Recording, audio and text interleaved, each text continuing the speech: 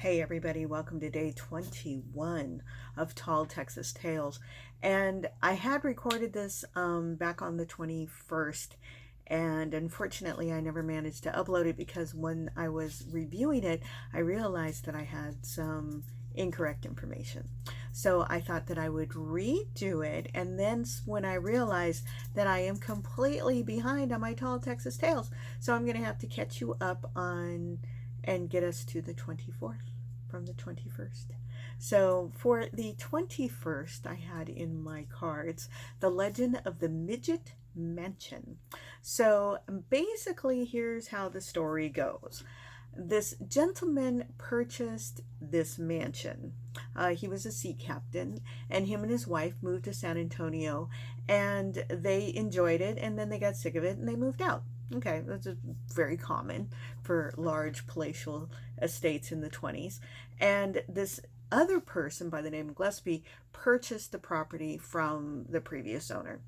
Well, the new owner was actually small in stature, and that's why it's called the Midget Mansion, is because the owners were midgets. Okay. Now, one of the things that's interesting about this tall tale is most tall tales have some kind of grain and truth, and honestly, nobody can really find anything in the archives or the newspapers of the era or anything that actually would talk about such a sensational murder as what I'm about to talk to you about. So whether or not the Midget Mansion actually ever existed, I don't know. But so the story goes that the parents were actually of small stature, so they were midgets, but they had normal sized children. And so to make the house more comfortable for them, they had everything kind of downsized. The doorknobs were at a lower size, the thresholds were at a lower size, the staircases were at a lower size to accommodate the smaller sized owners.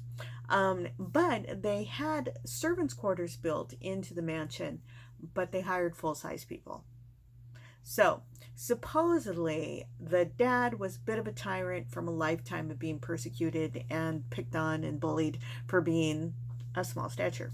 So, supposedly, there's two versions of the story. Okay, one story is that the servants had it, they snapped, they killed the family, they killed the father. And the other story is that the father snapped and he killed the children, put them in a closet, and then went into another room and killed himself. So there's no real truth as to what side of the story is actual, but the bottom line is when the first responders went to the house in response to a fire, they found a bunch of dead bodies up in the closet, and they found the dad in the other room.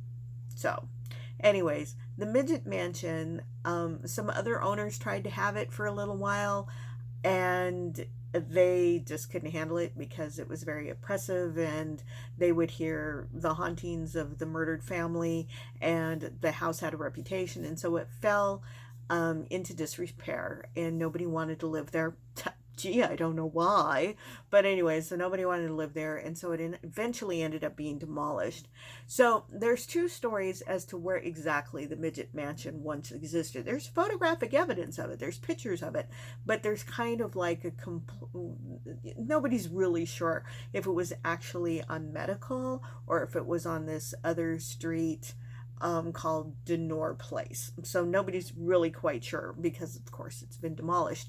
I'm sure that whoever's living in the quote-unquote apartment complexes that were built on top of the former properties, they probably know something, and maybe they're just not saying, but I don't know. But anyway, so that's your Tall Texas legend for tonight.